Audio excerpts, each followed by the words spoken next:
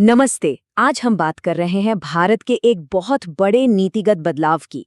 एक ऐसा फैसला जो देश के ऊर्जा भविष्य की पूरी तस्वीर बदल सकता है। और ये पूरा मामला जुड़ा है भारत के एक नए कानून से, SHANT एक्ट। इसका पूरा नाम है sustainable harnessing and advancement of nuclear energy for transforming India act. और इसका मकसद सीधा सा है, देश के न्यूक्लियर एनर्जी प्रोग्राम को आप कह सकते हैं सुपरचार्ज करना। देखिए, दांव पर बहुत कुछ लगा है। एक तरफ भारत को अपनी इकोनॉमी को रॉकेट की तरह आगे बढ़ाना है, जिसके लिए चाहिए लगातार 24/7 बिजली। और दूसरी तरफ है क्लाइमेट चेंज की चुनौती। अब न्यूक्लियर एनर्जी एक ऐसा विकल्प है जो इन दोनों मोर्चों पर एक साथ काम आ सकता है। लेकिन यहाँ एक चौंकाने वाली बात है। इतनी सारी संभावनाओं के बावजूद जानते हैं न्यूक्लियर पावर भारत की कुल बिजली का कितना हिस्सा बनाता है? सिर्फ 3%। जी हाँ, बस 3%। तो सवाल उठता है कि भाई ऐसा क्यों है? एक टेक्नोलॉजी जिसमें इतना दम है, वो अब तक इतनी पीछे क्यों रही? आखिर वो कौन सी दीवारें थीं जो इसके रास्ते में खड़ी थीं? असल में लंबे समय तक भारत का न्यूक्लियर सेक्टर एक तरह का बंद दरवाजा था। सब कुछ सरकार के कंट्रोल में। सेफ्टी के लिए नियम कानून बहुत सख्त थे और प्राइवेट या विदेशी कंपनियों की एंट्री पर समझिए एक तरह से पाबंदी थी। नतीजा, ग्रोथ की रफ्तार कछुए की चाल जैसी थी। लेकिन अब सरकार ने गियर बदल दिया है। लक्ष्य इतना बड़ा रखा है कि सुनकर हैरानी होती है। 2047 तक मौजूदा क्षमता को 10 गुना से भी ज्यादा बढ़ाना है। सोचिए, लगभग 9 गीगावाट से सीधे 100 गीगावाट पर छलांग। पर इस बड़े सपने को सच करने के रास्ते में एक बहुत बड़ा रोड़ा था। एक डर। डर था अनलिमिटेड लायबिलिटी का। मतलब अगर कोई बड़ी दुर्घटना हो गई तो हर जाने की कोई सीमा नहीं थी। कंपनियां रातों रात दिवालियां हो सकती थी। और इसी एक डर ने दुनिया की बड़ी बड़ी कंपनियों को भारत के न्यूक्लियर मार्केट से दूर रखा। तो इन्हीं रुकावटों को, इसी डर को खत्म करने के लिए भारतीय संसद एक नया कानून लेकर आई। नाम है शांति एक्ट।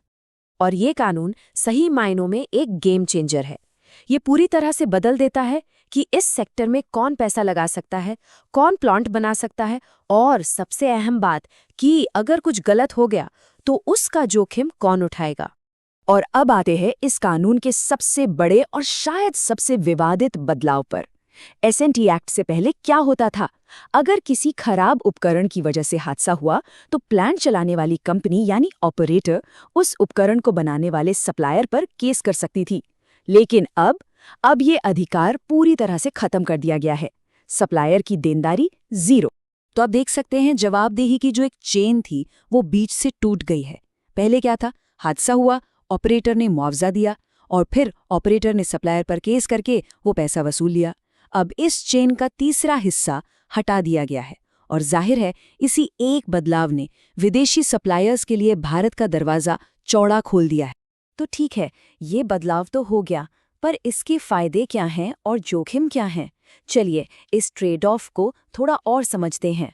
फायदा किसे हो रहा है, ये समझना मुश्किल नहीं है। सबसे पहले प्राइवेट कंपनियां और विदेशी सप्लायर्स, उनका जोखिम अब बहुत कम है। उन्हें मुकदमों से सुरक्षा मिल गई है और सरकार के लिए भी ये एक बड़ी जीत है। अब वो सरकारी खजाने पर बोझ डाले बिना बड़े पैमाने पर विदेशी निवेश ला सकती है। लेकिन सिक्के का दूसरा पहलू भी है और वो चिंताजनक है। आलोचकों का कहना है कि किसी बड़ी दुर्घटना की स्थिति में जो मुआवजे की कानूनी सीमा है वो ऊंट के मुंह में जीरे जैसी है। मतलब असली नुकसान अरबों खरबों का हो सकता है, लेकिन कानूनी तौर पर मिलने वाला मुआवजा उसके सामने बहुत बहुत कम होगा। और यहीं से 3 बड़े सवाल खड़े होते हैं। पहला, सुरक्षा और न्याय का।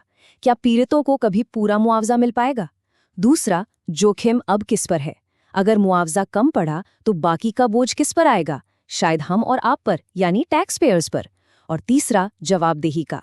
जब सप्लायर को पता है कि उन पर केस नहीं हो सकता, तो क्या वो बेहतरीन क्वालिटी और सेफ्टी के लिए उतने ही जवाबदेह रहेंगे? तो बहस का लब्बो-लुबाब यही है। एक तरफ है ईज ऑफ डूइंग बिजनेस और दूसरी तरफ है आम लोगों की सुरक्षा। और आलोचकों का यही मानना है कि इस कानून में पहली चीज को दूसरी पर प्राथमिकता दी गई है।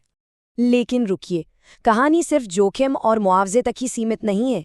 शांति एक्ट असल में भारत की दशकों पुरानी न्यूक्लियर स्ट्रैटेजी में एक बड़े बदलाव की तरफ भी इशारा करता है। देखिए, भारत का एक बहुत बड़ा और अनोखा सपना था, एक 3 स्टेज न्यूक्लियर प्रोग्राम। इसका अंतिम लक्ष्य था थोरियम का इस्तेमाल करना, जो भारत में भरपूर मात्रा में है, और ऊर्जा के मामले में पूरी तरह आत्मनिर्भर बन जाना। लेकिन ये महत्वाकांक्षी योजना दशकों से स्टेज 2 पर ही अटकी हुई है। और अब ऐसा लगता है कि फोकस बदल रहा है।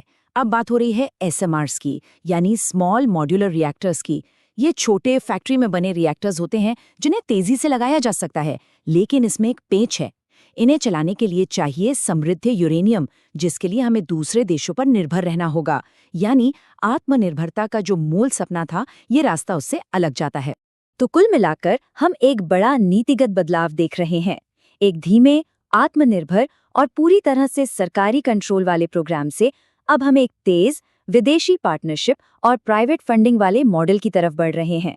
तो ये है पूरा ट्रेड ऑफ। एक तरफ हमें न्यूक्लियर क्षमता बढ़ाने में तेजी और भारी निवेश मिल सकता है, और दूसरी तरफ हमें सप्लायर की जवाबदेही में कमी और आत्मनिर्भरता के पुराने विजन से दूर जाना पड़ रहा है। तो आखिर में सवाल यही बचता है, क्या भारत ने अपने ऊर्जा भविष्य के लिए सही सौदा किया है?